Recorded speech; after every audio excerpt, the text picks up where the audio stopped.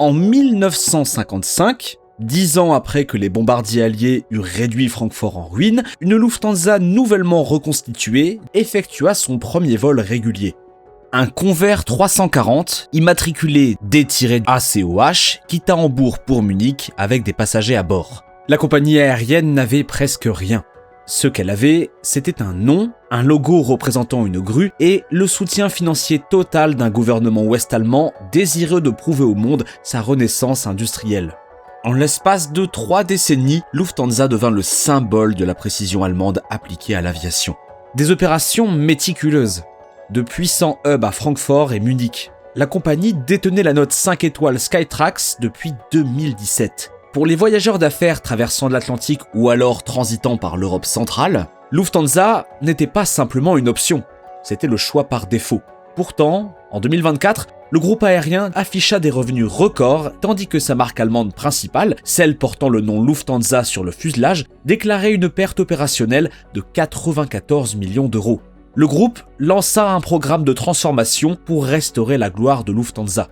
Mais voilà ce qui n'a aucun sens. Lufthansa va croître. Le groupe Lufthansa réceptionnera un nouvel avion toutes les quelques semaines en 2026, dont certains pour sa marque phare. Il dévoila les nouvelles cabines Allegris.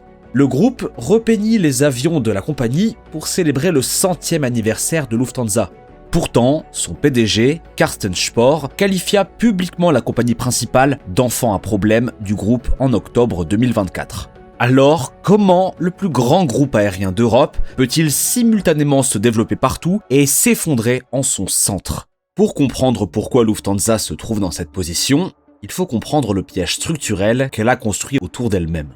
La compagnie aérienne exploite un système de hubs fortement cadencé à Francfort et Munich, ce qui signifie que les vols arrivent et partent par vagues synchronisées conçues pour maximiser les correspondances. C'est efficace en théorie. En pratique, cela signifie qu'un seul vol entrant retardé peut se répercuter en cascade sur des dizaines de départs.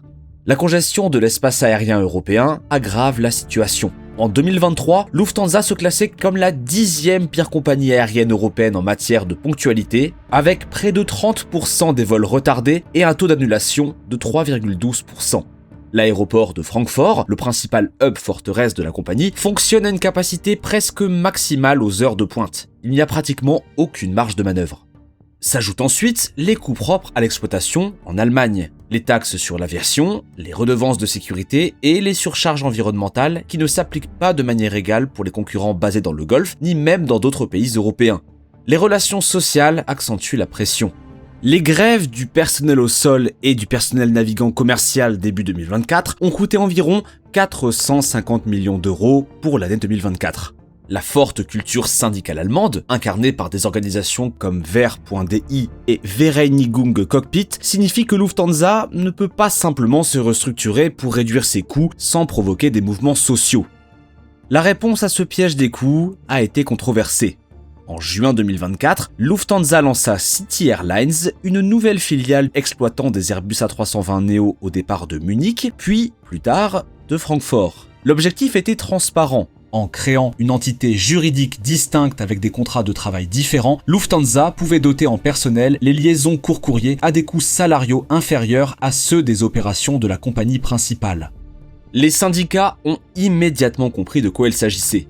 Verdi a exigé des négociations collectives pour les quelques 300 employés de City Airlines, accusant la direction d'orchestrer un nivellement par le bas. Les pilotes y voyaient une menace directe pour la sécurité de l'emploi sur le long terme.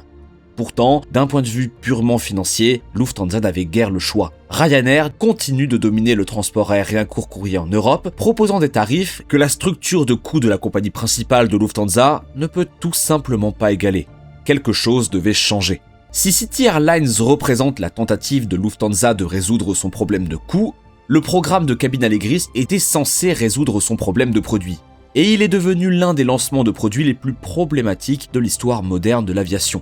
Le concept remonte à 2017, lorsque Lufthansa a commencé à développer une classe affaires de nouvelle génération destinée à faire ses débuts sur le Boeing 777X. Lorsque le 777X de Boeing a connu ses propres retards, Lufthansa a changé de cap, dévoilant le produit sous le nom d'Allegris en 2022 et ciblant l'Airbus A350 et le Boeing 787-9 comme plateforme de lancement.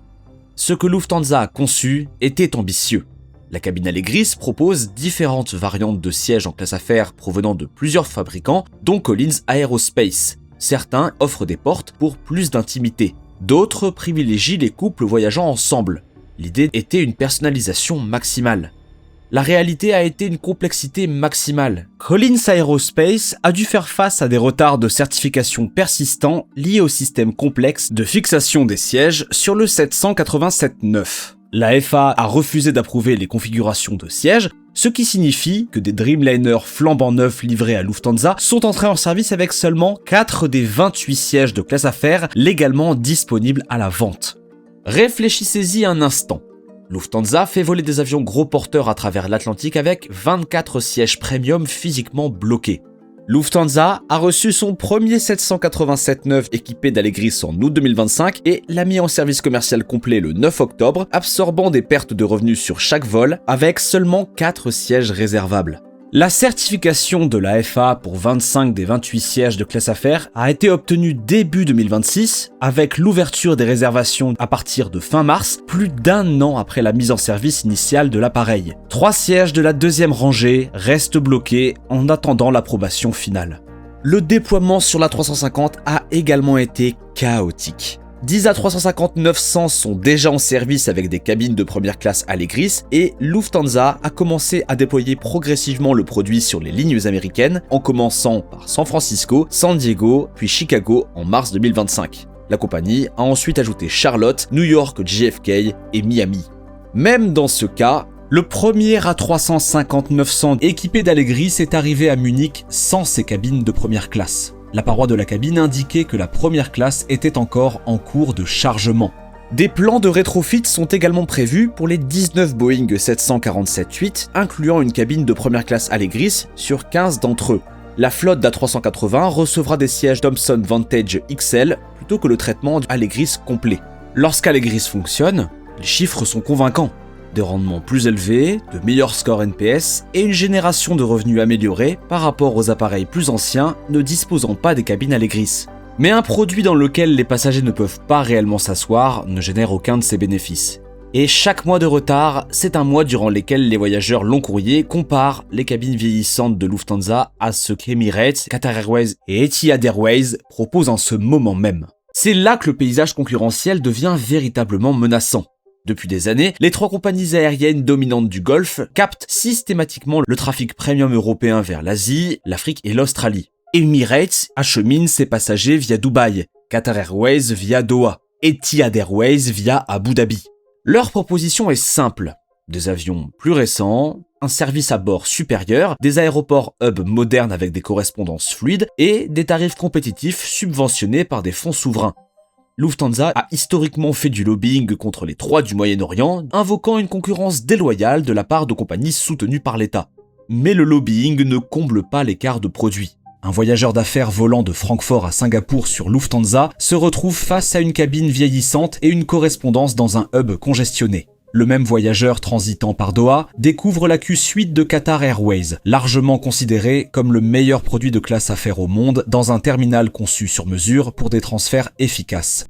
Lufthansa ne perd pas seulement des passagers au profit des compagnies du Golfe sur les routes orientales. Elle est en train de perdre la bataille de perception auprès précisément des voyageurs premium dont elle a le plus besoin.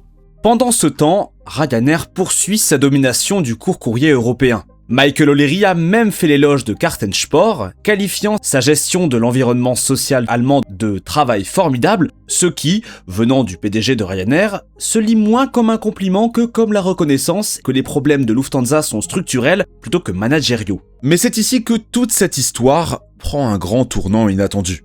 L'avantage concurrentiel que les compagnies aériennes du Golfe ont bâti en 2 décennies pourrait receler une vulnérabilité que personne n'avait pleinement intégrée jusqu'à récemment.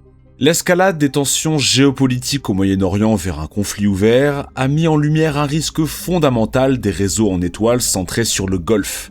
Les fermetures d'espaces aériens ont imposé des détours coûteux pour les liaisons asiatiques, augmentant la consommation de carburant et allongeant les temps de vol. Pourtant, la même instabilité qui nuit aux correspondances de Lufthansa affecte les compagnies du Golfe de manière bien plus profonde. Emirates, Qatar Airways et Etihad Airways ne font pas que transiter par le Moyen-Orient. elles existent grâce au Moyen-Orient. L'intégralité de leurs modèles économiques repose sur des passagers acceptant volontairement de transiter par une région désormais associée à des conflits militaires, des restrictions d'espace aérien et une incertitude géopolitique.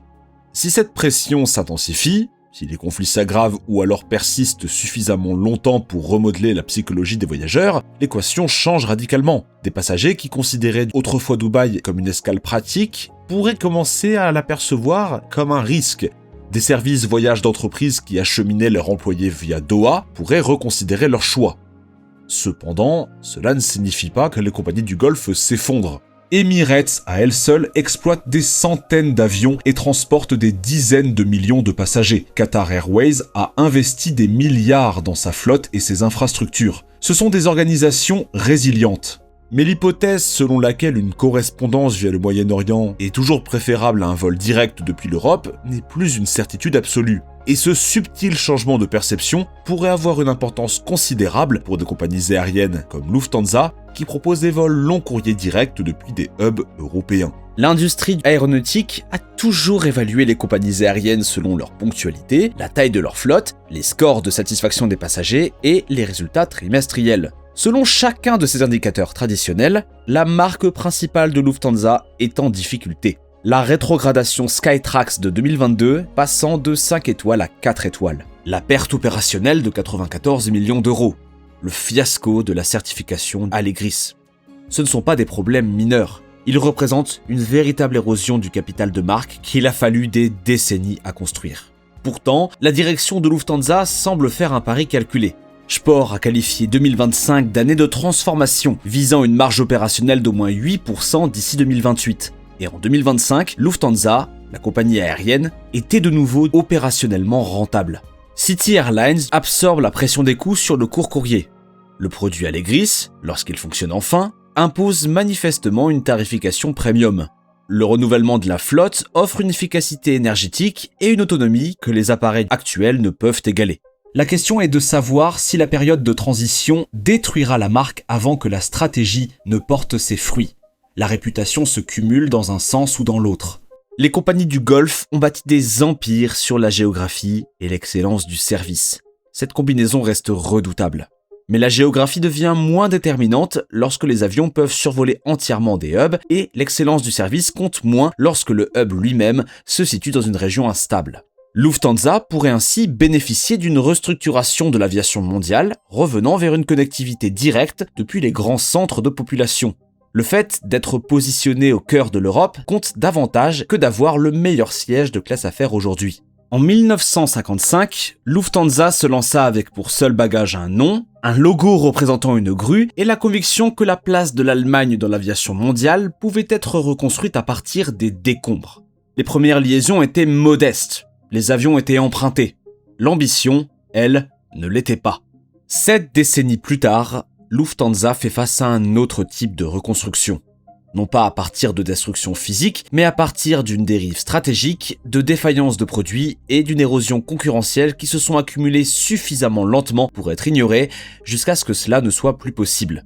Lorsque la première cabine Allegris entièrement certifiée entrera en service commercial sans restriction, lorsque les 777-9 commenceront à être livrés par Boeing et que Lufthansa aura mené à bien son plan de redressement, la compagnie sera un concurrent redoutable en Europe et dans le monde entier.